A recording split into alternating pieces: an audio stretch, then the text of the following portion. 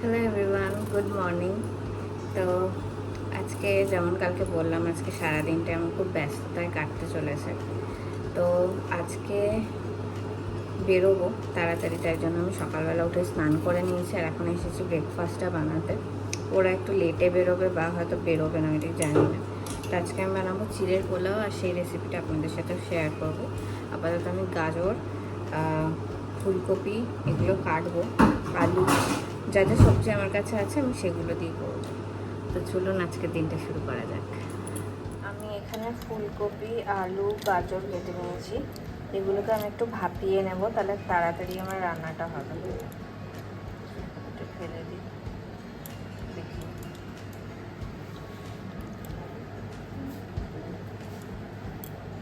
একটু দাগ হয়ে গেছে, পোকা নয়, ফেলে দিয়েছি। এখানে তেল দিয়েছি, প্রায় 250 চিড়ে হবে। এখানে নিয়ে নিয়েছি তেজপাতা আর দারচিনি, দিয়ে দিলাম সাথে 4টে ছোটো এলাচ।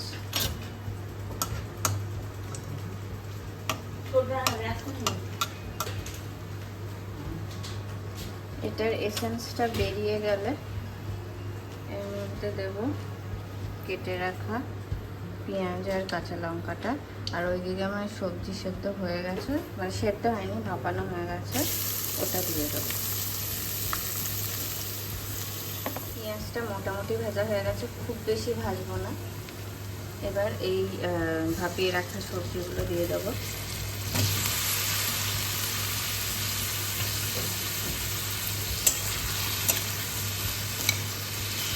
এটা হতে থাক, আমি এবার চিড়েটা ধুয়ে নেব,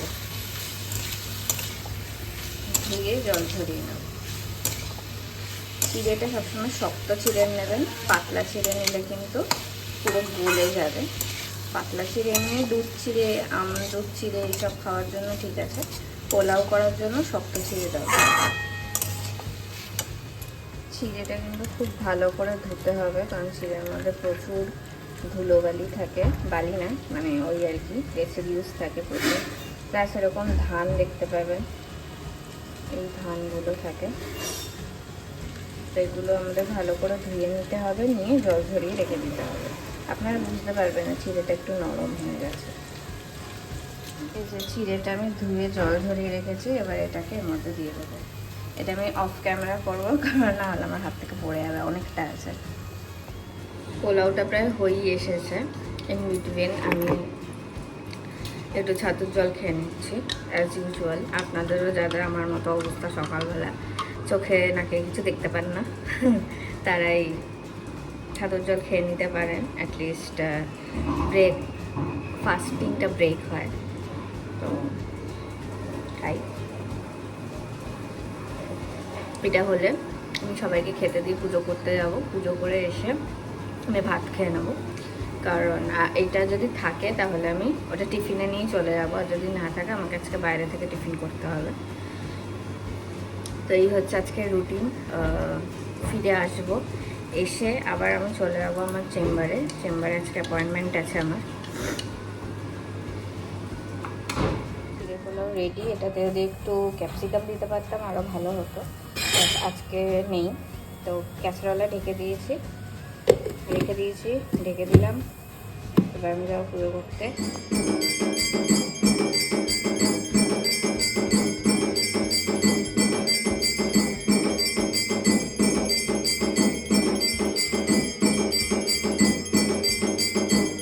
হয়ে গেছি, এবার আমি বেরোবো।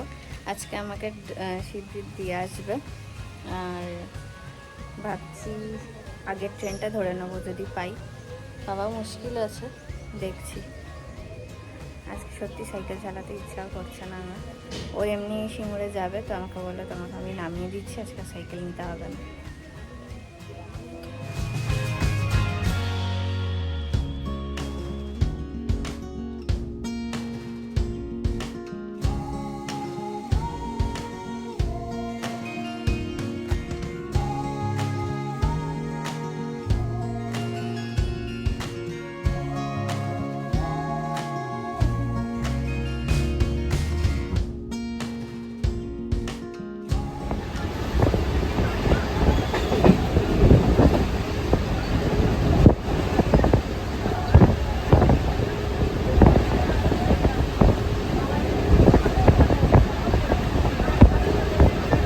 जंक्शन को जाने वाली इस ट्रेन का अगला स्टेशन शिवरापुरी।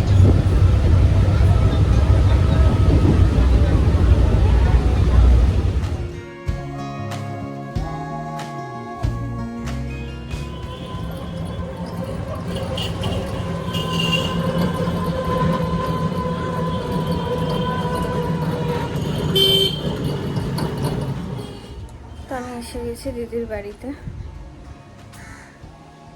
যাই ক্লাসটা করে নিই।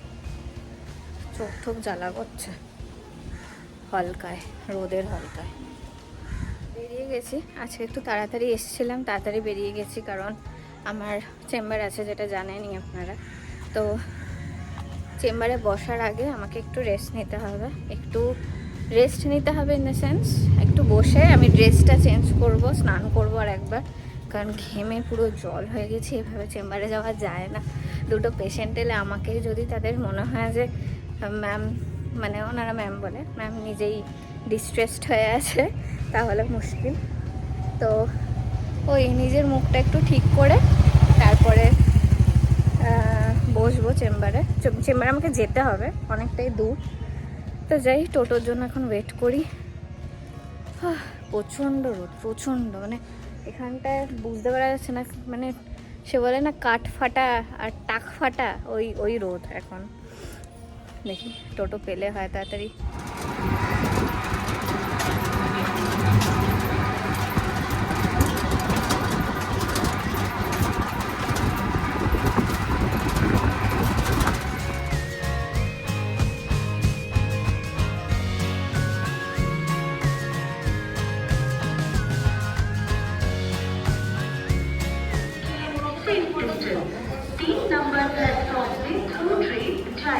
कृपया सुरक्षित दूरी बरकरार रखें। 3 नंबर प्लेटफॉर्मे আসছে गाड़ी नंबर 3733 अब Howrah Tarakeswar local platform number 3 पर आ रही है। ट्रेन नंबर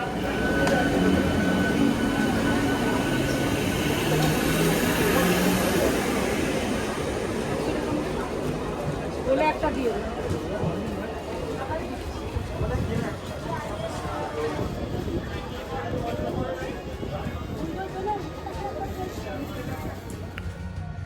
সিঙ্গুরে নেমে গেছি, মাসির বাড়ি এবার যাবো।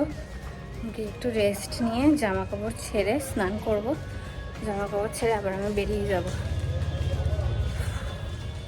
তো আমি আবার বেরিয়ে গেছি মাসির বাড়ি থেকে, একটুখানি 1 ঘন্টা রেস্ট নিয়েছি। ভালো হয়েছে আমি 1 ঘন্টা রেস্টটা পেলাম, আদারওয়াইজ আমার চোখ ফোকগুলো জ্বালা করছিল। এবার টোটোয় উঠে গেছি, বসেছিলাম আরও লোকের জন্য, এসে গেছে। এবার টোটোটা ছেড়ে দেবে, আমি এবার যাবো।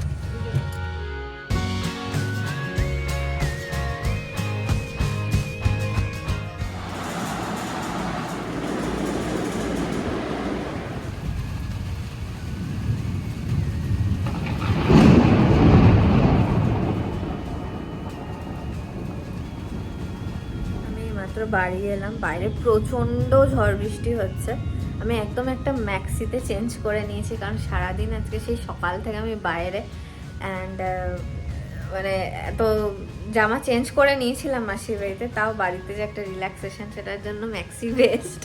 বাট হ্যাঁ, আমি ম্যাক্সি ইউজুয়ালি বাড়িতে যখন নিচে থাকি পরি না, আমি রাত্রেবেলা শোয়ার সময় পরি। বাট ইদানিংকালে এত গরম পড়েছে, তো আমার 2-3টে ম্যাক্সি আছে, আমি সেটা পরেছি এখন। কালকেও পরেছিলাম, গরম লাগছিল বলে। তো হাতে একটা পিঁপড়ে, যাই হোক। তো এখন আমি নিচে যাব, আর নিচে গিয়ে একটু খাবো কিছু। ভাবছি একবারে ডিনারই করে নেবো, কারণ এখন রাত 9:10 বাজে। ডিনারটা করে নেওয়াই ভালো, তাড়াতাড়ি শুয়েও পড়বো। কালকে শনিবার, কালকে ভাবছি একটু বাড়িতে যাব। ঘরটাও একটু অগোছালো হয়ে গেছে, ওখানে জামা কাপড় ভাঁজ করতে হবে, মানে দুপুরবেলা যে জামা কাপড়গুলো মেলা হয়েছিল সেগুলো, তো ওগুলো ভাঁজ করতে হবে। বিছানাটাও আমি জানি না, বিকেলে হয়তো কেউ, মানে দুপুরবেলা হয়তো শুয়েছিল উপরে, কিন্তু কে শোবে দুপুরবেলা উপরে এত গরমে? উপরে ইউজুয়ালি শোয়া হয় না, জানি না। খাটটা এরকম অগোছালো লাগছে কেন, বালিশগুলো এলোমেলো হয়ে আছে। তো নিচে যাব, প্রচণ্ড ঝড় বৃষ্টি হচ্ছে, বেশ ভালো লাগছে, কারণ যা গরম পড়েছিল এটার দরকার ছিল।